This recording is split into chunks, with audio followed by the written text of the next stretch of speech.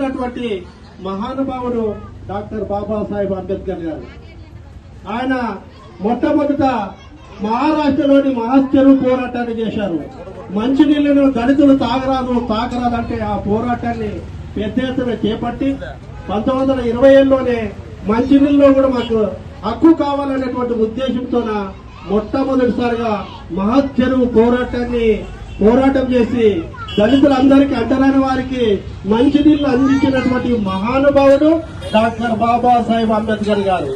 అదే విధంగా అందరూ ఒకవైపు ఉంటే అందరు ప్రజలందరూ పక్షాన ఈయన పోరాటాలు చేసుకొని మనకు రావాల్సినటువంటి హక్కుల కోసమై మనకు రావాల్సినటువంటి అన్ని విధాలైనటువంటి దానికోసమై నిరంతరము దాదాపు 18 గంటలు శ్రమపడి ప్రపంచంలోనే ఎవరు చదువులేనటువంటి విద్యను అభ్యసించినటువంటి మహోన్నతమైనటువంటి వ్యక్తి డాక్టర్ బాబాసాహెబ్ అంబేద్కర్.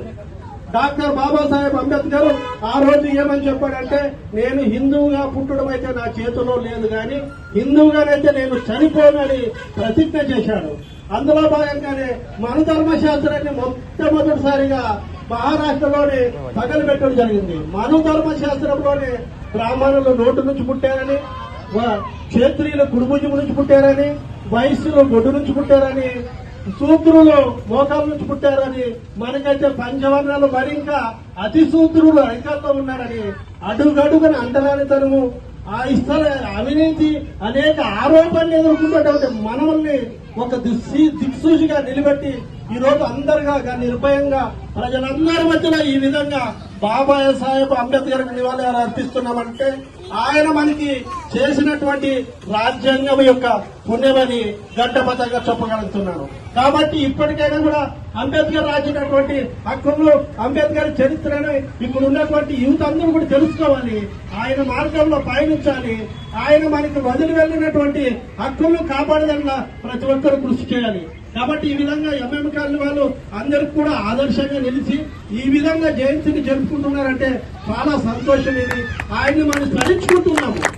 కాబట్టి ఇలాంటి మహానుభావుని స్మరించుకుంటున్నారంటే మీలో కూడా చాలా చైతన్యం వచ్చిందని మనం అందరం కూడా తెలియజేస్తున్నాము. కాబట్టి ఇప్పటికీ అనేక గ్రామాల్లో అంటరానితనము, దేవాలయాల ప్రవేశాలు ఇలాంటివి జరగడం లేదు. దళితులకి కొన్ని తావులైతే ఇల్లును కూడా ఇవ్వడం లేదు అద్దెకు. ఇలాంటి పరిస్థితుల్లో ఆయన వన్నిదిని వెళ్లినటువంటి హక్కుల కోసమై మనందరము నిలబడి మన దళిత జాతికైతేనేమి, నిమ్న కులాలకైతేనేమి ఎక్కడైతే అన్యాయం జరిగిందో ప్రశ్నించే తత్వం ఉండాలి, చైతన్యం జరగాలి.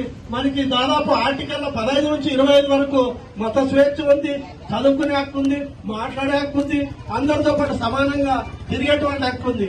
అందును బట్టే మనం అందరూ కూడా అంటరానితనం కులంలో పుట్టినప్పటికీ ఈ రోజు వైట్ వేసుకొని ఈ రోజు పెద్దందాలతో సమానంగా మనం ఈ రోజు కూర్చునగలుగుతున్నామంటే డాక్టర్ బాబాసాహెబ్ యొక్క పుణ్యమాన్ని కట్టబద్దని చెప్తున్నాను. కాబట్టి ఇప్పటికైనప్పటికీ మనమందరం కూడా డాక్టర్ బాబాసాహెబ్ అంబేద్కర్ అడుగుజాడలో యూత్ అందరూ కూడా చైతన్యవంతులై లాస్ట్ గా ఇప్పుడు చెప్పారు, మనమందరూ కూడా ఎప్పటికైనా కూడా పిటిషనర్ గా ఉండరాదు, పవర్లోకి రావాలా. పవర్లోకి రావాలంటే ఎప్పటికైనా కూడా రాజ్యాధికారం సంపాదించాలి. రాజ్యాధికారం ఇచ్చే పొలిటికల్ కీ అని చెప్పాడు. కాబట్టి ఎప్పుడైతే రాజ్యాధికారంలోకి మనం అందరూ వస్తామో అప్పుడే మనము పెద్దందరూ కానీ భూస్వాములు కానీ అగ్రవర్ణాలు కానీ తక్కువ చేసి చూడరు అనేసి ఆయన ఒక నినాదం తీసుకున్నాడు. ఆ నినాదాన్ని పట్టుకొని కాళీశ్రీరామ్ గారు ఓట మారా సీట్ తుమారా నైచలేగే అనే నినాదంతో దాదాపు ఉత్తరప్రదేశ్ లో 4 సార్లు ఒక మాదిగ కులానికి చెందినటువంటి మాయావతిని ఉత్తరప్రదేశ్ ముఖ్యమంత్రిని చేయగలిగారు. ఇదంతా దేనికంటే అంబేద్కర్ రాసినటువంటి రాజ్యాంగం వల్లే. మాయావతి గారు దాదాపు 5 నెలల్లోనే భారతదేశ చరిత్రలోనే కాదు ప్రపంచంలోనే అంబేద్కర్ ఆశయ సాధన కోసమై 5 నెలల్లోనే 5 లక్షల ఎకరాల భూమిని పంచినచ్చింది. దాదాపు 84 మంది ఐఏఎస్ 63 మంది ఐపీఎస్ ని ఏకదమ్ రాత్రే ఆమె ట్రాన్స్ఫర్ చేసి దగ్గరుండి పట్టాలు పంచింది. కాబట్టి ఎప్పుడైతే మనం అధికారంలోకి వస్తామో అప్పుడే మనం వారికి ఫలాలు దక్కుతాయి, అంబేద్కర్ రాసినటువంటి హక్కులు దక్కుతాయి. కాబట్టి మనం ఇప్పటికైనా కూడా మన సాటి సోదరులకి అనేక గ్రామాల్లోనైతేనేమి, వార్డులోనైతేనేమి, వీధుల్లోనైతేనేమి వాళ్ళ పనుల పైన దాడులు జరిగినప్పుడు మనం కేసు పెట్టే హక్కు ఉంది. మనం వారిని పరిరక్షించుకునేటువంటి హక్కు, రైట్స్ మనకి ఇచ్చాడు.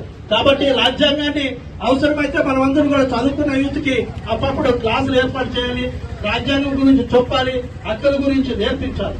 కాబట్టి ఇప్పటికైనా డాక్టర్ బాబాసాహెబ్ అంబేద్కర్ వదిలి వెళ్ళినటువంటి ఈ యొక్క రథాన్ని ముందుకు తీసుకుపోయి మనమందరూ కూడా ఆయన దిక్సూచిగా ముందు నడుచుకొని అందరికీ ఆదర్శంగా ఈ అమ్మమ్మ కాలనీ వాళ్ళు నడుచుకోవాలని అనుకోకున్నట్లు నేను కూడా వీళ్ళు పోతూ ఈ కార్యక్రమానికి హాజరైనందుకు చాలా ధన్యవాదాలు తెలియజేస్తూ ఈ అవకాశం ఇచ్చినట్టు పెద్దలందరికీ మరోసారి ధన్యవాదాలు చేస్తున్నాను.